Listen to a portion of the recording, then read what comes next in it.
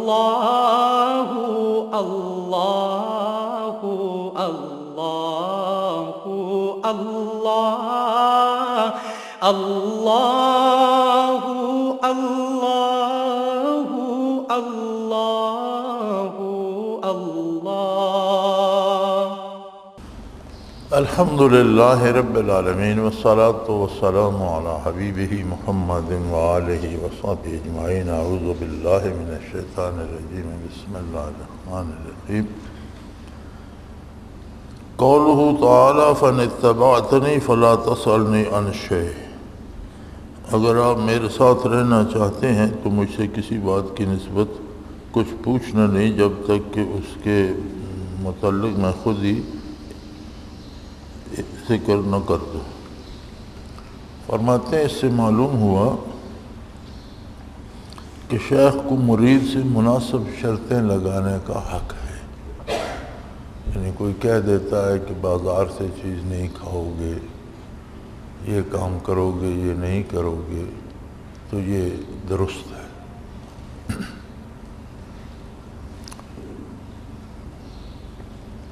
حضرت رحمۃ اللہ علیہ جب ہم لطائف سیکھا کرتے تھے تو ہمیں فرمایا کرتے تھے کہ نماز تو باجماعت پڑھو، لیکن فرائض پڑھنے کے بعد لوگوں سے الگ ہو جاؤ اور اپنے سنت نوافل الگ پڑھو، لوگوں میں مل جل کر نہ رہو کہ ایک دوسرے کے اثرات پڑھتے ہیں اور وہ نقصان دیتے ہیں. بازار سے چیزیں لے کر نہ کھاؤ، گھر سے دال روٹی کھاؤ. فرمایا کرتے تھے کہ بازار میں اگر حلال چیزیں جائز طریقے سے بھی پڑی ہوں تو سارا دن غریب اور بیچارے جو نہیں خرید سکتے ان کی حسرت زدہ نظریں ان پر پڑتی رہتی ہیں، ان میں نحوست آ جاتی ہے. تو شیخ اگر کوئی شرطیں لگاتا ہے تو وہ تربیت کے لیے ہوتی ہیں، اور اس کی اصل قرآن میں موجود ہے کہ وہ شرط لگا سکتا ہے کہ یہ کام کرو، یہ نہ کرو.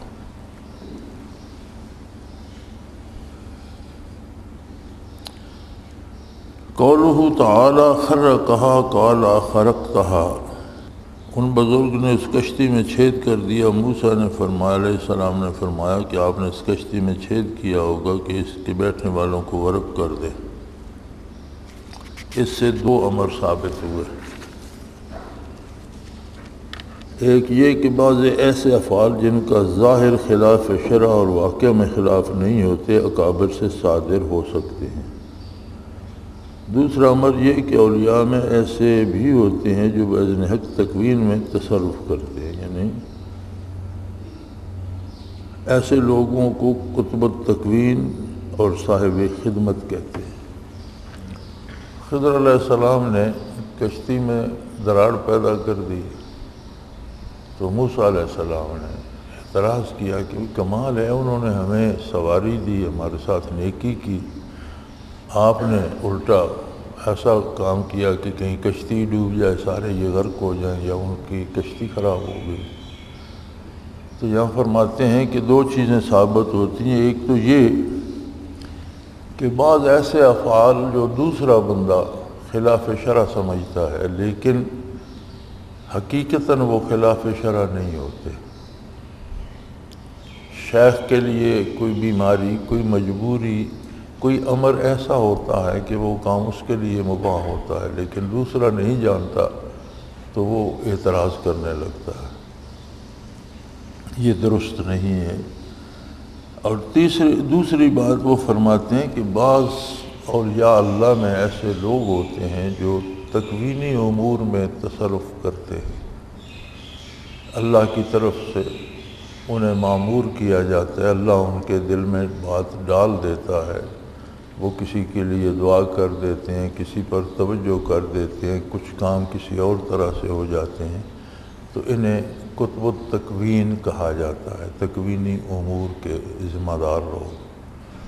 تو اس طرح کے لوگوں کے ہونے کا بھی ثبوت اس آیہ کریمہ میں موجود ہے. جیسے خضر علیہ السلام کو من جانب اللہ حکم دیا گیا تھا کہ اس کشتی میں دراڑ ڈال دیں.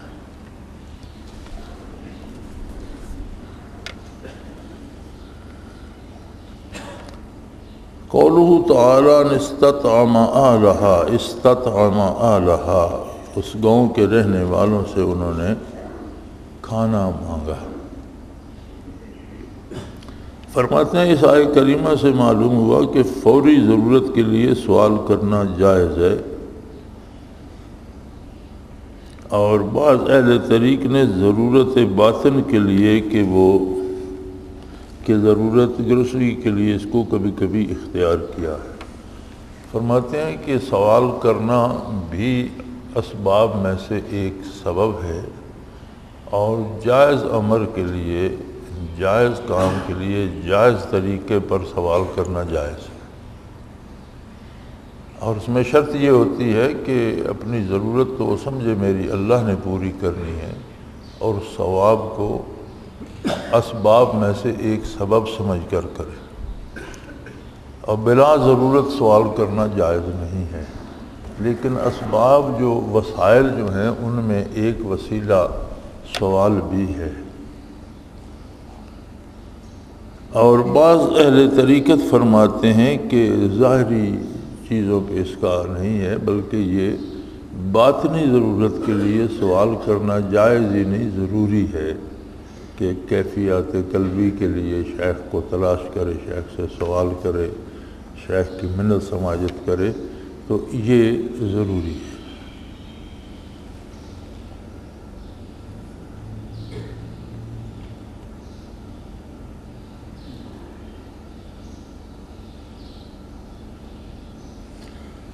قولہ تعالی فاقامہ، دیوار کو سیدھا کر دیا، فاقامہ کھڑا کر دیا۔ ایک مکان کی دیوار گرنے کے قریب تھی، کچھ پتھر اس میں سے باہر کو لٹکے ہوئے تھے اور قریب تھا کہ گر جاتے، تو فرماتے ہیں کہ بخاری کتاب و تفسیر میں سعید سے روایت ہے کہ اس دیوار پر ہاتھ پھیر دیا اور وہ سیدھی ہو گئی۔ خضر علیہ السلام نے اس پر ہاتھ پھیرا اور وہ درست ہو گئی۔ فرماتے ہیں اس تفسیر پر اس میں کرامات اولیاء کا اثبات ہے، جب خضر علیہ السلام کی نبوت کا قائل نہ ہوا جائے۔ جو لوگ کہتے ہیں کہ خضر علیہ السلام نبی نہیں تھے، ولی تھے، تو پھر ان کے ہاتھ پھیر دینے سے دیوار کا درست ہو جانا کرامات اولیاء اللہ کا ثبوت ہے کہ اولیاء سے کرامات کا ظہور ہوتا ہے۔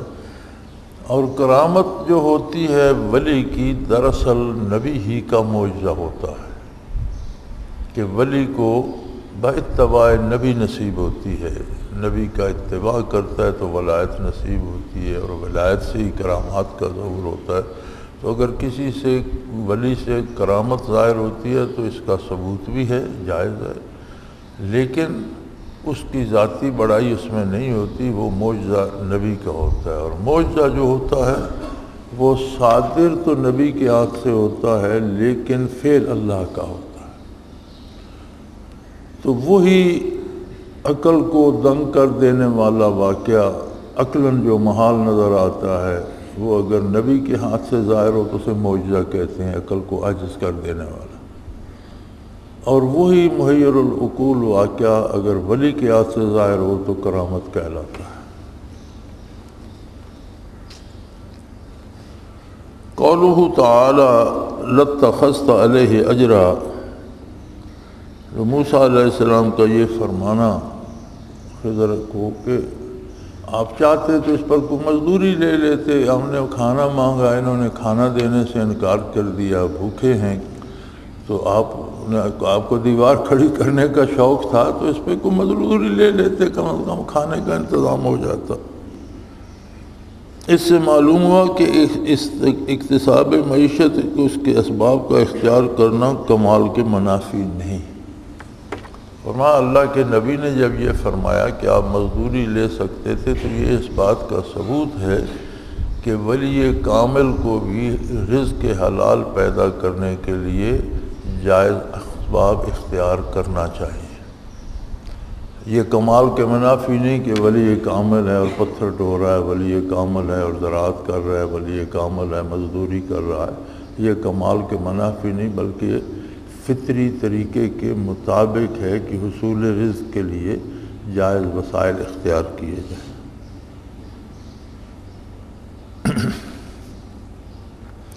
قال ھذا فراق بینی و بینک، اس بزرگ نے فرمایا کہ یہ وقت ہماری اور آپ کی جدائی کا ہے۔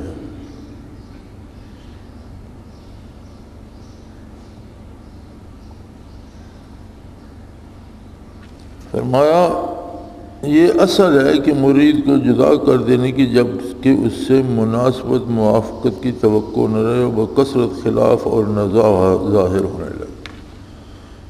فرمایا کوئی مرید جب شیخ کی رائے سے اختلاف کرنے لگے تو شیخ کے یہ حق حاصل ہے کہ اسے الگ کر دے، بجائے اس کے کہ وہ مزید اعتراض کر کے نقصان اٹھائے۔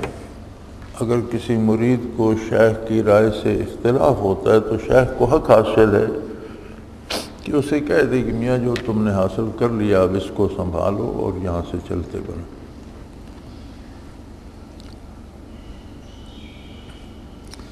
قولہ تعالی وکان ابوہما صالحا، ان کا باپ ایک نیک آدمی تھا۔ اسی قصے کا ذکر ہے، دیوار جو سیدھی کر دی تو جب بتایا موسیٰ علیہ السلام کو تو فرمایا اس کے نیچے خزانہ تھا اور ان کا باپ ایک نیک آدمی تھا، اللہ کریم کی منشا ہے کہ یہ بڑے ہو کر یہ خود نکال لیں اپنا خزانہ۔ تو فرماتے ہیں اس میں بزرگوں کی اولاد کی رعایت کی اصل ہے، یہ امر اہل سلوک کے لیے مثل امر طبعی کی ہے، یعنی نیک لوگ جو ہوتے ہیں ان کی اولاد کے ساتھ رعایت کی جانی چاہیے، خواہ وہ کیسے بھی ہوں، لیکن ان کو ایذا دینا یا ان کو تکلیف دینا یا ان کی مخالفت کرنا درست نہیں ہے۔ یہ اس آیت سے ثابت ہوتا ہے کہ انہوں نے یہ نہیں فرمایا کہ یہ بچے نیک ہیں، فرمایا ان کا باپ نیک تھا، لہذا اللہ نے ان سے یہ رعایت فرمائی ہے کہ ان کا مال ضائع نہ ہو۔ تو فرماتے ہیں اس میں اس بات کی اصل ہے کہ بزرگوں کی اولاد سے رعایت کی جانی چاہیے۔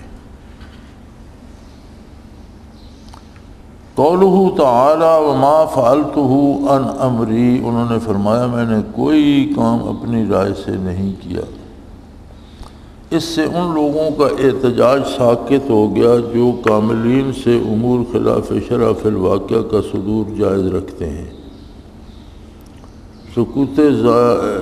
وجہ سکوت ظاہر ہے کہ حضرت خضر علیہ السلام کی یہ سب افعال معمور من المعمور بہی من اللہ تھے اور یہی معمور بہی شرع ہے۔ اگر وہ نبی تھے تب تو افعال شرع جزئی کی طرف مستند ہیں، اگر نبی نہیں تھے تو شرع کلی کی طرف کسی اصل غامض سے استبعاد کے ذریعے، جس میں موسیٰ علیہ السلام کو اس لیے اطلاع نہیں کہ ان پر وہ مسائل خاصہ منکشف نہیں ہوئے تھے جس لیے استنباط نہ کر سکے۔ فرماتے ہیں جو لوگ کہتے ہیں کہ ولی کے لیے ہر کام جائز ہوتا ہے جو چاہے کرتا رہے، اس کا اس آیت میں رد ہے کہ خضر علیہ السلام نے فرمایا بظاہر یہ امور خلاف شرع تھے لیکن میں نے تب کیے ہیں جب مجھے اللہ نے حکم دیا ہے، میں نے اپنی مرضی سے کچھ نہیں کیا۔ اور شریعت کیا ہے؟ اللہ کے حکم کا نام ہی شریعت ہے نا۔ تو وہ چونکہ اس میں جو مصلحت تھی وہ موسیٰ علیہ السلام پر منکشف نہ ہوئی، ان کا وہ شعبہ نہیں تھا، ان کا اس سے کوئی تعلق نہیں تھا۔ خضر علیہ السلام اگرچہ نبی نہیں تھے، ولی تھے، لیکن ان کی وہ ذمہ داری لگی ہوئی تھی، تو ان پر اللہ نے ان کی مصلحت بھی منکشف کر دی کہ یہ کام کریں، اس کا یہ نتیجہ ہوگا۔ تو انہوں نے وہ جتنے کام جو بظاہر خلاف شرع تھے اور موسیٰ علیہ السلام نے اعتراض کیا، لیکن انہوں نے کہا میں نے کوئی کام اپنی مرضی سے نہیں کیا۔ تو فرمایا جو لوگ کہتے ہیں کہ ولی کا عمل جو چاہے کرتا رہے اس کے لیے ہر چیز مباح ہو جاتی ہے، ان کا اس پر رد ہے کہ ولی جتنا کامل ہوگا اتنا متبع شریعت ہوگا۔ یہ نہیں کہ کامل ہو جائے تو شریعت کی مخالفت شروع کر دے۔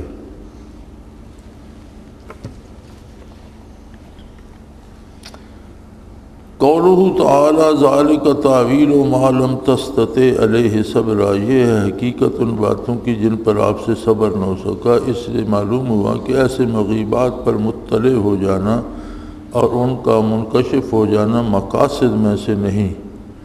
چنانچہ موسیٰ علیہ السلام باوجود کہ خضر علیہ السلام پر بوجہ اس کے قطعی نبی اور العزم اور اہل شرع مستقل ہیں، اکمل تھے، پھر بھی ان واقعات سے متعجب رہے۔ روح المعانی میں ہے کہ علماء نے اس قصہ سے، جیسا کہ شرح حدیث میں ذکر کیا ہے، اس پر استدلال کیا کہ طلب علم کے لیے سفر کا مستحب ہونا، علماء و مشائخ کے ساتھ ادب کا برتاؤ کرنا، ان پر اعتراض نہ کرنا، ان کے افعال و حرکات و اقوال میں جس کا ظاہر مفہوم نہ اس کی تعویل کر لینا، ان کے ساتھ جو عہد کیا ہے اس کو وفا کرنا، ان کے خلاف کچھ ہو جائے تو اس کی معذرت کرنا، سفر میں خادم کو ہمراہ لینا، وہ سفر کسی بزرگ کی خدمت میں ہو، سفر میں زیادہ راہ لے جانا، اس کا منافی توکل نہ ہونا، اور نسیان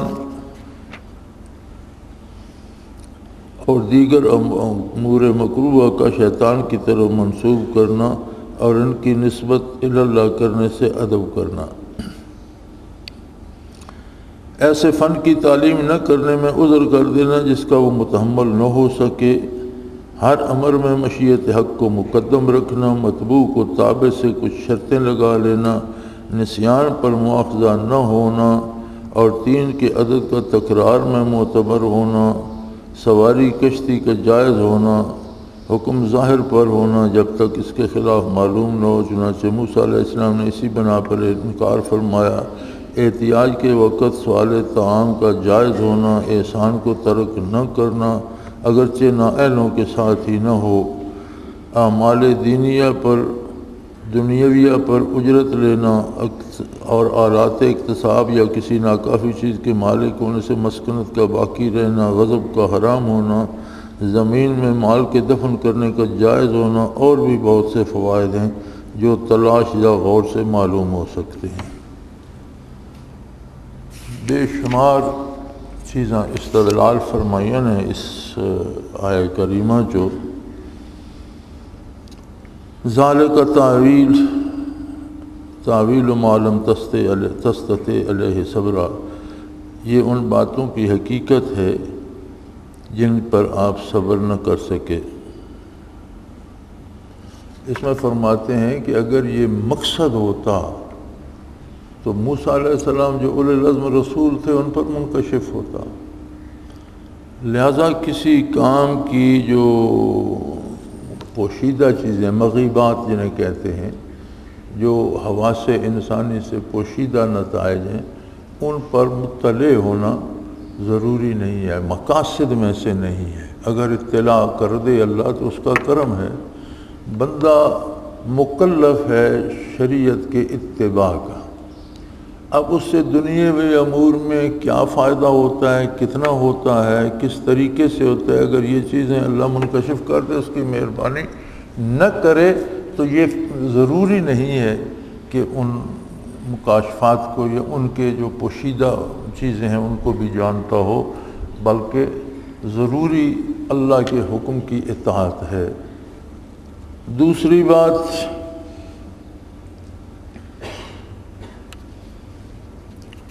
اس میں انہوں نے فرمایا کہ حضرت علیہ السلام کے متعلقہ کام تھا، ان پر تو اللہ نے منکشف فرما دیے، پھر انہوں نے موسیٰ علیہ السلام کو بھی وہ باتیں جو پوشیدہ تھیں، مغیبات میں سے تھیں، بتلائیں۔ تو کامل و اکمل اولو العزم رسول تو موسیٰ علیہ السلام تھے، کلیم اللہ تھے، ان پر منکشف نہیں ہوئی۔ تو مغیبات کا منکشف نہ ہونا منافی ولایت کے نہیں ہے، اور وہی علم ہر ایک کو عطا فرمایا جاتا ہے جس سے متعلق اس کی ذمہ داری لگا دی جاتی ہے۔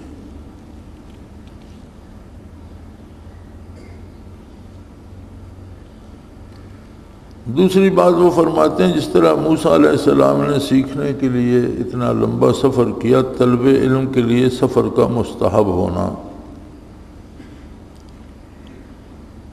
ذکر سیکھنے کے لیے یا علوم دینیہ سیکھنے کے لیے سفر کرنا مستحبات میں سے ہے، کرنا چاہیے، تلاش کرنا چاہیے تاکہ زیادہ سے زیادہ علم حاصل ہو سکے۔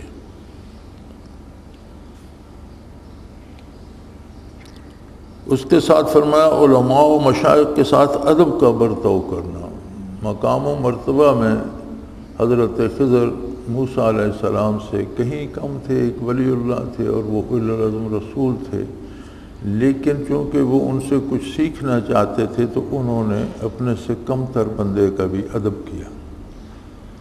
تو کچھ حاصل کرنے کے لیے فرماتے ہیں کہ ادب کرنا ضروری ہے، اور ان پر اعتراض نہ کرنا، اور ان کے افعال و حرکات و اقوال میں جس کا ظاہر مفہوم نہ اس کی تعویل کر لینا۔ بعض چیزیں ایسی ہوتی ہیں جو شیخ کے لیے تو اس وقت ان کا کوئی جواز ہوتا ہے، لیکن ہر بندے کو تو نہیں پتہ ہوتا، تو اس پر اعتراض نہ کرنا چاہیے۔ پہلی بات تو یہ ہے کہ بندہ سیدھا سیدھا اپنے کام سے کام رکھے، سیدھی سی بات ہے۔ آپ شیخ سے مراقبات سیکھنا چاہتے ہیں، اذکار سیکھنا چاہتے ہیں، اگر وہ آپ کی تربیت ہو رہی ہے الحمدللہ، باقی امور میں آپ کو محاسب نہیں ہے، آپ نے کوئی حساب نہیں لینا شیخ کا کہ آپ اس پہ تنقید کرتے رہیں۔ دوسری بات یہ ہے کہ اگر شیخ سے آپ کو کوئی اعتراض آئے تو یہ اس کی تعویل کریں، سمجھ لیں کہ مجھے غلطی لگ رہی ہے، جو کچھ شیخ کہہ رہا ہے یا کر رہا ہے اس کا کوئی جواز اس کے پاس ہوگا، اور اگر ان کے خلاف کچھ ہو جائے تو اس کی معذرت کرنا، اور اگر کوئی بے ادبی کر بیٹھے تو اسے چاہیے کہ فوراً معذرت کرے۔ یہ بڑا عجیب معاملہ ہوتا ہے، ایک بندہ دور بیٹھا ہوا وہاں بات کرتا ہے کہ جی یہ کام شیخ نے غلط کیا، شیخ کو پتہ ہی نہیں ہوتا کہ اس بندے نے میرے خلاف بات کی ہے، لیکن من جانب اللہ جو برکات جاری ہیں وہ منقطع ہو جاتی ہے، اسے تب پتہ چلتا ہے کہ میرے پاس تو کچھ بھی نہیں رہا۔ تو اس کا علاج یہ ہے کہ اگر کوئی ایسی غلطی کر بیٹھے تو پھر شیخ کے پاس جائے، معذرت کرے، معافی چاہے تو بحال ہو سکتا ہے۔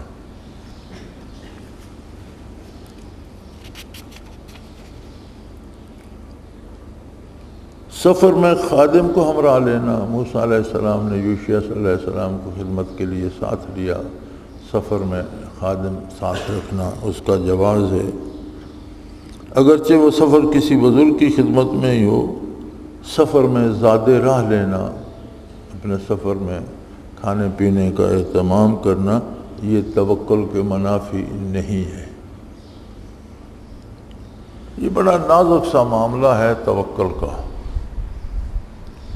کچھ لوگ اسباب پر ہی بھروسہ کر لیتے ہیں کہ یہ کام کروں گا تو مجھے یہ مل جائے گا، کچھ لوگ اسباب ترک کر دیتے ہیں، دونوں باتیں غلط ہیں۔ توکل نام ہے کہ اللہ نے جو اسباب پیدا فرمائے ہیں وہ اختیار کرے، لیکن بھروسہ اللہ پر ہو کہ کام اللہ کے کرنے سے ہوگا۔ اسباب کیوں اختیار کر رہے ہو؟ اس لیے کہ اللہ نے اختیار کرنے کا حکم دیا، یہ عبادت ہے۔ جو اسباب اختیار کر رہا ہوں یہ اللہ کی اطاعت ہے، اللہ کی عبادت ہے، اللہ نے اختیار کرنے کا جائز۔ اسباب اختیار کرنا توکل کے منافی نہیں بلکہ ضروری ہے، اور امید اور توقع اور بھروسہ اللہ پر رکھے۔ نسیان اور دیگر امور مکروہہ کا شیطان کی طرف منسوب کرنا، جس طرح یوشع علیہ السلام نے کہا مان ثانی ہو اللہ شیطان انذکرک، کہ مجھے شیطان نے بھلا دیا، میں آپ سے ذکر نہ کر سکا۔ تو جو غلطی ہو جائے اسے شیطان کی طرف منسوب کرنا اور اپنی کمزوری کا اقرار کرنا کہ شیطان نے مجھے یہاں دھوکہ دے لیا، یہ اچھی بات ہے۔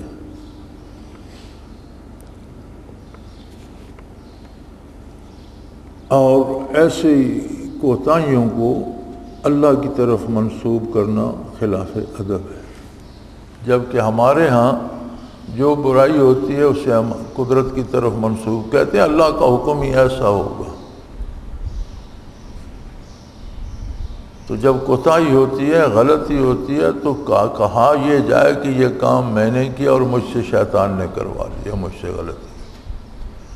جبکہ یہاں عادت لوگوں کی یہ ہے کہ جب کوئی غلطی کرتے ہیں تو کہتے ہیں ایسا ہی لکھا ہوگا، اللہ کو یہی منظور ہو، قتل کر دیتے ہیں اور کہتے ہیں اللہ نے تو منع کیا ہے کہ کوئی کسی کی جان نہ لے۔ تو برائی کی نسبت اللہ کی طرف کرنا یہ سوء ادب ہے، گستاخی ہے۔ غلطی ہو جائے تو شیطان کی طرف نسبت کرے اور اپنی کمزوری قبول کرے کہ مجھ سے شیطان نے یہ غلطی کروا دی۔